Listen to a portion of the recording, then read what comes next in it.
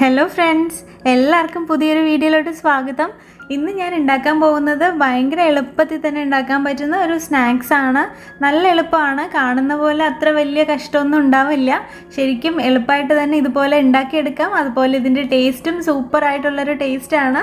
അപ്പം ഈ ചാനൽ ആദ്യമായിട്ട് കാണുന്നവരുണ്ടെങ്കിൽ ഒന്ന് സബ്സ്ക്രൈബ് ചെയ്തേക്കണേ. തൊട്ടടുത്തുള്ള ബെൽ ബട്ടണും പ്രസ് ചെയ്യാൻ മറക്കരുത്.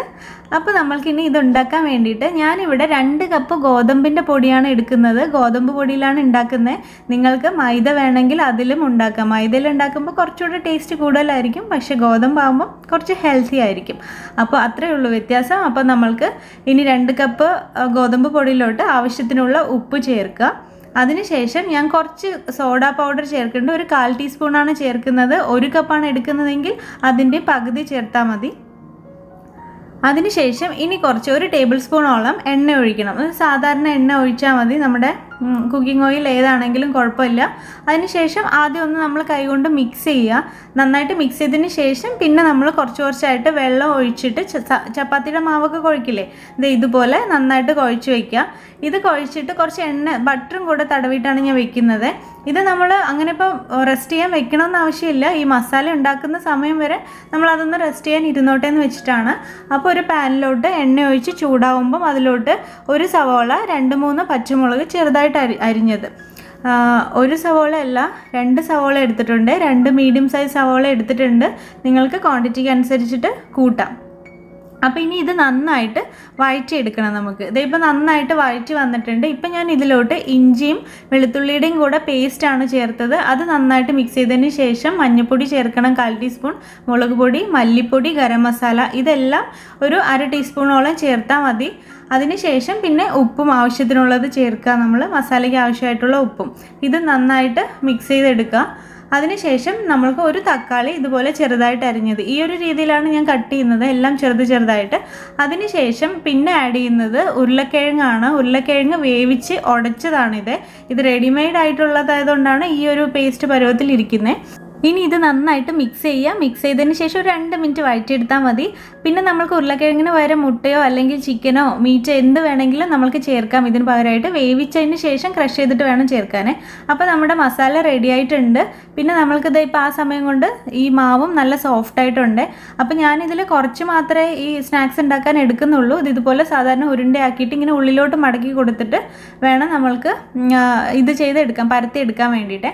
അപ്പോൾ ഇങ്ങനെ ഓരോ ഉരുണ്ടയാക്കിയിട്ട് പൊടിയിട്ടിട്ട് സാധാരണ നമ്മൾ ചപ്പാത്തിക്കൊക്കെ പരത്തുന്ന പോലെ പരത്താണ്, പക്ഷെ റൗണ്ടായിട്ടല്ല, ഒന്നിച്ചിരി ഓവൽ ഷേപ്പിലാണ് ഞാൻ പരത്തിയെടുക്കുന്നത്. കുറച്ച് നീളത്തിൽ ഇങ്ങനെ പരത്തിയെടുത്തതിന് ശേഷം നമ്മൾ ഇവിടെ ഉണ്ടല്ലോ കത്തി കൊണ്ട് ഇങ്ങനെ കട്ട് ചെയ്യണം. സെൻറ്ററിൽ വെച്ച് കട്ട് ചെയ്തിട്ട് ഈ 2 അറ്റത്തും ഇങ്ങനെ കട്ട് ചെയ്യരുത്. 2 അറ്റം എത്തുന്ന ആ ഒരു ഇടം വരെയാണ് നമ്മൾ കട്ട് ചെയ്യേണ്ടത്. ഇതുപോലെ ഇതിനകത്ത് കാണുന്ന അതുപോലെ ഈ ഒരു രീതിയിൽ നമ്മൾ ഒരു സൈഡ് മാത്രം കട്ട് ചെയ്യാവുന്നില്ല. ലെഫ്റ്റ് സൈഡ് ഇല്ലെങ്കിൽ റൈറ്റ് സൈഡ് ഏത് വേണമെങ്കിലും കട്ട് ചെയ്യാം. പക്ഷെ പകുതി മാത്രമേ നമ്മൾ കട്ട് ചെയ്യാൻ പറ്റുള്ളൂ. പകുതി ഭാഗം മാത്രമേ നമ്മൾ കട്ട് ചെയ്ത് എടുത്തിട്ട് ബാക്കിയുള്ള ഭാഗം കട്ട് ചെയ്യാതെ വേണം ചെയ്യാൻ വേണ്ടിയിട്ട്. പിന്നെ കട്ട് ചെയ്യുമ്പോൾ അറ്റം വരെ കട്ട് ചെയ്യരുത്. ഇതിന് ശേഷം ഇവിടെ നിന്ന് എടുത്തിട്ട് ഇപ്പുറത്തോട്ട് മടക്കുക. ആ കട്ട് ചെയ്യാത്ത ഭാഗം മടക്കിയതിന് ശേഷം നമ്മൾക്ക് അതിലോട്ട് മസാല വയ്ക്കാം. എന്ത് മസാലയാണോ നമ്മൾക്ക് ഉണ്ടാക്കുന്നത് അത് വയ്ക്കാം കേട്ടോ. അതിനുശേഷം ഇതുപോലെ ഒരു കോണാക്കിയിട്ട് സമൂസയ്ക്കൊക്കെ ഇങ്ങനെ കട്ട് ചെയ്യില്ലേ, ആ ഒരു രീതിയിലാണ് ഇതിങ്ങനെ മടക്കിയെടുക്കുന്നത്.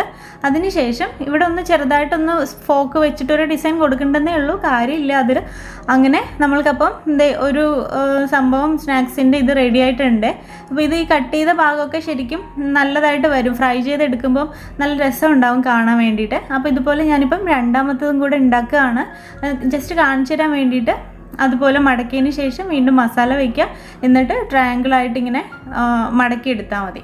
അപ്പോൾ അങ്ങനെ നമ്മുടെ ഈ സ്നാക്സിൻ്റെ ഇതൊക്കെ മടക്കി എടുത്തിട്ടുണ്ട്. ഇപ്പോൾ ഇത്ര എണ്ണം ഞാൻ ഉണ്ടാക്കുന്നുള്ളൂ, 5 എണ്ണം ഉണ്ടാക്കുന്നുണ്ട്. ഇത് തന്നെ വലിയ സൈസിലാണ്. നിങ്ങൾക്ക് കുഞ്ഞതായിട്ട് വേണമെങ്കിലും ഉണ്ടാക്കാം കേട്ടോ. ഞാൻ ബൗൾ എടുത്തപ്പം അതിച്ചിരി വലുതായിട്ട് വന്നതാണ്. ഇനി നമ്മൾക്ക് എണ്ണയിൽ ഫ്രൈ ചെയ്തെടുക്കാം. നല്ല എണ്ണ നന്നായിട്ട് തിളച്ചതിന് ശേഷം ഇതെല്ലാം ഇട്ടാൽ മതി. പിന്നെ മീഡിയം ഫ്ലെയിമിൽ വെച്ചിട്ട് വേണം ഫ്രൈ ചെയ്തെടുക്കാൻ. രണ്ട് സൈഡും നല്ല ഗോൾഡൻ കളർ ആകുമ്പോഴത്തേക്കും നമ്മുടെ ഉള്ളിലും ഒക്കെ വെന്തിട്ടുണ്ടാവും. പിന്നെ മസാല വേവേണ്ട ആവശ്യമില്ലല്ലോ, ഈ ഗോതമ്പ് മാത്രം ഉള്ളിലുള്ളത് വെന്താൽ മതി. ഇതിപ്പോൾ നമ്മുടെ ആദ്യത്തെ സെറ്റ് റെഡി ആയിട്ടുണ്ട്. ഇനിയിപ്പം ബാക്കിയുള്ളത് അതുപോലെ ചെയ്തെടുത്താണ് ഞാൻ. അപ്പം ഇത് നമ്മൾക്ക് സോസിൻ്റെ കൂടെയൊക്കെ കഴിക്കാൻ നല്ല സൂപ്പർ ടേസ്റ്റാണ്. ശരിക്കും എല്ലാവരും ഉണ്ടാക്കി നോക്കണേ. പിന്നെ ഇപ്പം ഉരുളക്കിഴങ്ങ് ഇഷ്ടമല്ല, നിങ്ങൾക്ക് നോൺ വെജ് ആണ് ആഡ് ചെയ്യണമെങ്കിൽ ശരിക്കും അതും ചെയ്തിട്ട് ഉണ്ടാക്കി എടുക്കാവുന്നതേ ഉള്ളൂ. ചിക്കനോ അല്ലെങ്കിൽ മുട്ടയോ എന്ത് വേണമെങ്കിലും ആഡ് ചെയ്യാം.